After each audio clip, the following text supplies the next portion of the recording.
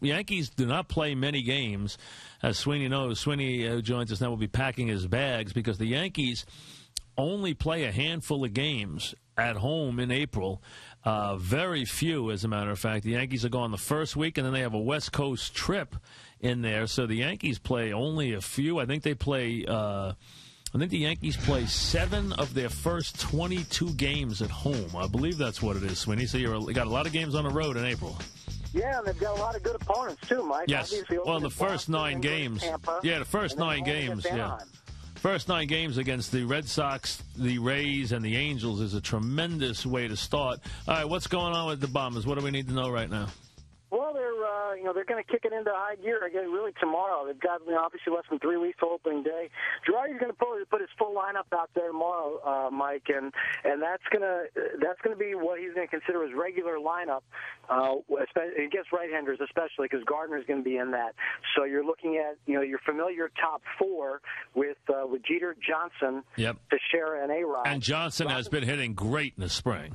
He really has, Mike. Yeah. He's kind of changed things around a little bit because he's always been a great opposite field hitter. Kevin Long's been working with him on this little thing of turning his back foot, getting him to turn on pitches more, and it's giving him a lot of power to the pull side.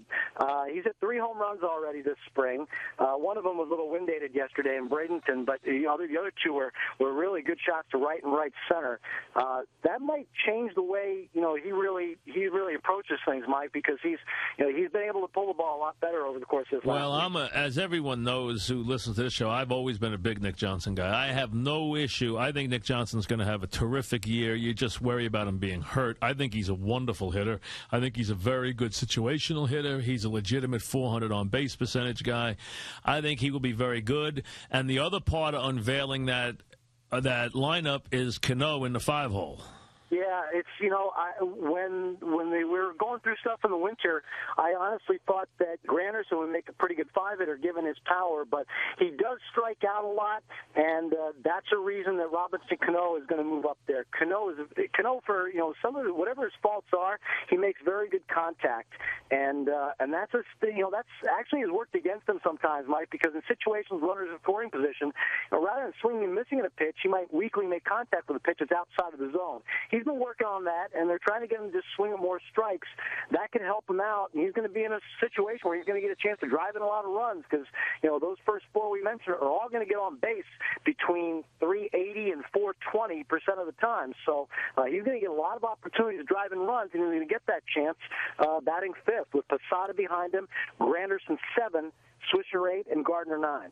Also, Sweeny, you're starting to get the idea here as we move into the deeper part of spring training. As you said, we're inside 3 weeks to opening day, 20 days to opening day. We're within a week, I would think, of when Jabba will head to the bullpen. I would say the odds are really small of Jabba being the 5th starter. Well, I don't think that there's any rush to move him in there, Mike. You don't really need to do that until you get really to the end. You need guys to just get some innings in and throw pitches, and that's fine. The other way around would be more difficult. If you're going to stretch him from 5 or 6 innings down the one, it really doesn't take much of a movement. But this week, you're going to see a couple of very important starts. Actually, they're not even starts. Both guys are going to be the second guys in. Hughes tomorrow and Jabba on Wednesday.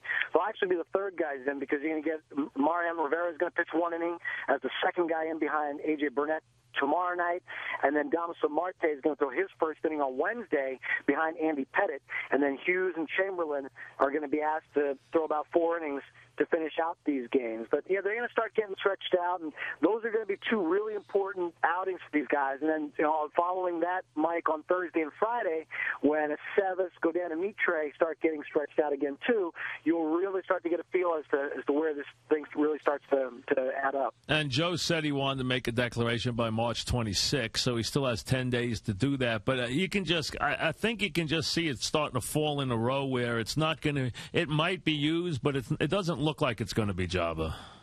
He's had a couple of tough ones so far, which is why this other one's going to go a really long way. And again, it's out of the bullpen, but it's 4 innings. He hasn't thrown as well as Hughes or as Sevis to this point. Mitri and Godin came back to earth a little bit their last times out. But yeah, you're right. As far as earning that spot so far, those other 2 guys have pitched better. Now, none of the left field candidates have hit, right? So none of them have hit. Has anybody? So by default, Gardner will probably get the opening day nod. Will he get it? Will he be in an early season platoon, or will he get a chance to play every day in left field? I don't think they consider him an everyday player right now, Mike. But I think it really depends on how many lefties they're going to face in those, early on. I would think that's a definite situation where he sits. They do like Randy Wynn, from the right side, and he's getting some at bats. None of that group, you're right, has really hit very well. Whether it's Timms or Hoffman, but those guys are really more. Those 2 are really competing for a bench spot. You're really looking at Gardner and Wynn, I think, as pretty much your everyday left field combination. And Gardner's been working on bunting. He's laid down a couple of good ones, beat out a couple of hits. He finally, for a while, those were his only hits, were bunt hits. But it's enough to just make some guys think about it, Mike. They don't play him to bunt because they realize he doesn't do it all that often. So really what you want is you want him to start doing it a little bit more these next couple of weeks. And when you get to the season, you want the corners to play in and play for that bunt. So if he decides not to, at least it opens up some, the infield for him and maybe shoot some balls through. He's at least giving them things to think about.